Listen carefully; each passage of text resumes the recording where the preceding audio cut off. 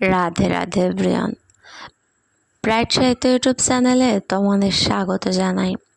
অন্যরকম ভালোবাসা পার্ট 2। তো চলো বেশি কথা না বলে গল্প শুরু করি। বৃষ্টির সেই দিনের পর সব কিছু যেন একটু বদলে গেল। মেঘলা নিজেও বুঝতে পারছিল ঈশার কাছে থাকলে তার ভেতরে অদ্ভুত এক শান্তি কাজ করে। ক্লাসে বসে যখন ঈশা হঠাৎ করে হাসতো, মেঘলার মন ভালো হয়ে যেত। যখন ঈশা স্কুলে আসেনি একদিন, সেদিন পুরো ক্লাসটাই তার কাছে ফাঁকা লাগছিল। সে বারবার দরজার দিকে তাকাচ্ছিল, হয়তো এখন আসবে, হয়তো একটু দেরি হচ্ছে, কিন্তু ঈশা আসেনি। সেদিন বাড়ি ফিরে মেঘলা প্রথমবার নিজের মনকে প্রশ্ন করল, আমি কি ওকে শুধু বন্ধু ভাবি? উত্তরটা সে নিজেও জানত না, কিন্তু একটা কথা স্পষ্ট ছিল, ঈশা তার জীবনে শুধু বন্ধুর চেয়ে বেশি কিছু হয়ে উঠেছে। কিন্তু তার চোখ বলছিল অন্য কথা। টিফিন টাইমে সে একা বসেছিল, আজ ঈশা তার পাশে বসেনি। কেন জানি তার চোখে জল চলে আসছিল, কিন্তু সে বুঝতে পারছিল না এটা কি হিংসে নাকি হারানোর ভয়। সেদিন মেঘলা প্রথমবার অনুভব করল এই অনুভূতিটা তাদের দুর্বল করে দিচ্ছে। স্কুল ছুটির পর মেঘলা একা বেরিয়ে যাচ্ছিল, হঠাৎ পেছন থেকে ঈশা ডাকলো, এই দাঁড়া। মেঘলা থামলো, কিন্তু ঘুরে তাকালো না। ঈশা এসে তার সামনে দাঁড়ালো। কি হয়েছে তোর? সারাদিন এমন করছিস কেন? মেঘলা চুপ। ঈশা একটু বিরক্ত হয়ে বলল, আমি কিছু ভুল করেছি? এই প্রশ্নটা শুনে মেঘলার ভেতরে সব জমে থাকা অনুভূতি যেন একসাথে বেরিয়ে আসতে চাইছিল। সে ধীরে বলল, তুই তো সবাইকে নিয়ে ব্যস্ত, আমার দরকার নেই তোর। ঈশা কিছুক্ষণ চুপ করে রইল, তারপর হালকা হেসে বলল, পাগল নাকি? তুই আলাদা। কেন আলাদা? মেঘলার গলা কাঁপল। ঈশা একটু থেমে গেল, তার চোখে প্রথমবারের মতো দ্বিধা দেখা গেল। কারণ তুই আমার কাছে স্পেশাল। এই কথাটা শুনে মেঘলার হৃদয়টা যেন এক মুহূর্তের জন্য থেমে গেল। কিন্তু স্পেশাল মানে ঠিক কী, সেটা এখনো পরিষ্কার না। দুজনেই চুপ হয়ে গেল।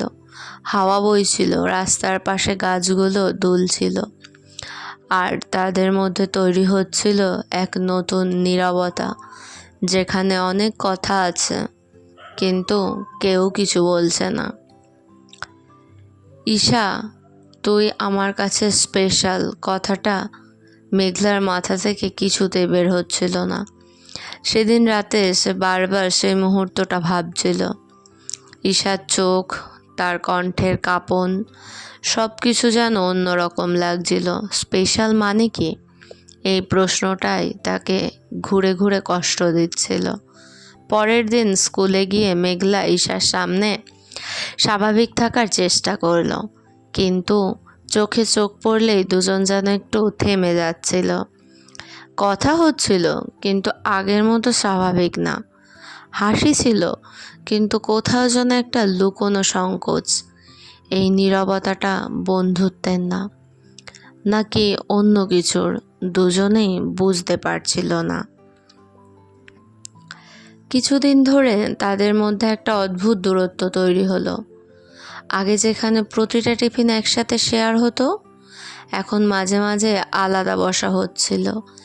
ঈশার কথা বলার চেষ্টা করত, কিন্তু মেঘলা একটু এড়িয়ে যেত, কারণ সে ভয় পাচ্ছিল নিজের অনুভূতিটা সত্যি হয়ে গেলে কি হবে। সমাজ কি মেনে নেবে, না পরিবার মেনে নেবে, এই ভেবেই সে ভয় পাচ্ছিল। একদিন লাইব্রেরিতে মেঘলা একা বসেছিল, চুপচাপ একটা বইয়ের পাতা উল্টাচ্ছিল, কিন্তু মন ছিল না। ঠিক তখনই ঈশা এসে পাশে বসল। বলল, আমাকে এড়িয়ে চলছিস কেন? মেঘলা কিছু বলল না। ঈশা ধীরে বলল, তুই না থাকলে আমার খুব খারাপ লাগে।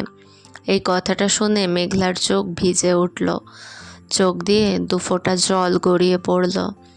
সে বুঝতে পারছিল দূরে যাওয়ার চেষ্টা করলেও তাদের মন একে অপরের কাছেই টানছে।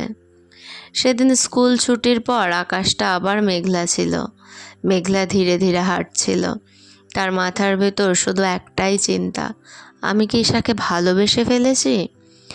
এই প্রশ্নটাই তাকে ভয় দেখাচ্ছিল, কারণ সে জানতো এই অনুভূতি সবার কাছে সহজে গ্রহণযোগ্য না। হঠাৎ ঈশা তার পাশে এসে হাঁটতে লাগলো। কিছুক্ষণ চুপ থাকার পর বলল, তুই কি আমার উপর রাগ করেছিস? মেঘলা মাথা নাড়ল, না। ঈশা আবার বলল, তাহলে এত দূরে কেন? মেঘলা থেমে গেল, তার গলা কাঁপন, কারণ আমি নিজেকে বুঝতে পারছি না। ঈশা চুপ করে তার দিকে তাকিয়ে রইল। দুজনের মাঝখানে দাঁড়িয়ে রইল সেই অপ্রকাশিত সত্য, যেটা কেউ বলতে পারছে না, কিন্তু দুজনেই অনুভব করছে। দুজনেরই মনে হচ্ছে দুজন দুজনকে ভালোবেসে ফেলেছে। এটা বন্ধুত্ব নয়, এটা ভালোবাসা। সেদিন স্কুলে কালচারাল প্রোগ্রামের রিহার্সাল ছিল। স্টেজে আলো, খালি চেয়ার আর মাইকের হালকা শব্দ, সব মিলিয়ে একটা অদ্ভুত পরিবেশন। মেঘলা এক কোনায় দাঁড়িয়েছিল। ঈশা এসে তার সামনে দাঁড়ালো। আজ তুই আমাকে এড়িয়ে যেতে পারবি না। মেঘলা অবাক হয়ে তাকালো। ঈশা ধীরে ধীরে বলল, আমার একটা কথা আছে। তার গলায় কাঁপন ছিল, চোখে দ্বিধা। মেঘলার বুকের ভেতরটা জোরে ধুকপুক করছিল। এই মুহূর্তটা যেন অনেক কিছুটা শুরু বা শেষ। ঈশা একটু এগিয়ে এসে ফিসফিস করে বলল, আমি তোকে। হঠাৎ স্টেজে লাইট জ্বলে উঠল। চারপাশে শব্দ বেড়ে গেল।